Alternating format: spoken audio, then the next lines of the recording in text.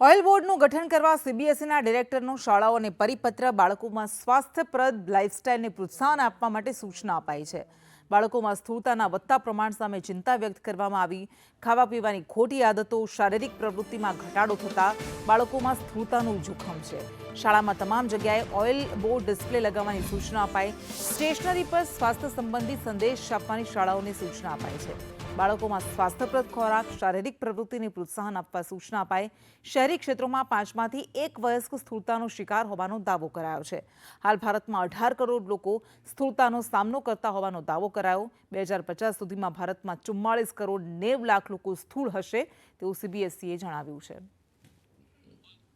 તો સીબીએસઈ તરફથી શાળાઓને આ પરિપત્ર લખવામાં આવ્યો છે। બાળકોની લાઇફસ્ટાઇલ સુધરે, સ્થૂળતાનું પ્રમાણ ઘટે માટે આ પરિપત્ર લખવામાં આવ્યો છે અને તેમાં એવું કહેવામાં આવ્યું છે કે તમામે જગ્યાઓ, કેફેટેરિયા, લોબી, મીટિંગ રૂમ સહિતની જગ્યાઓ પર ડિસ્પ્લે મૂકવામાં આવે કે જેના કારણે બાળકો વધારે સારી લાઇફસ્ટાઇલ જીવનશૈલી અપનાવી શકે, સારો આરોગ્યપ્રદ ખોરાક ખાય। આ ખોરાકમાં શાકભાજી, ફળો, લો ફેટ વિકલ્પના ઉપયોગને પ્રોત્સાહન આપવા માટેની જાણ કરવામાં આવી છે। આ પરિપત્રમાં આ સૂચનાઓ આપવામાં આવી છે। સ્ટેશનરી પર સ્વાસ્થ્ય સંબંધી સંદેશ છાપવાની પણ સૂચના આપવામાં આવી છે કે જેના કારણે બાળકો અને તેના વાલીઓમાં સારા આરોગ્યને લઈને સંદેશો ફેલાય, જાગૃતિ આવે।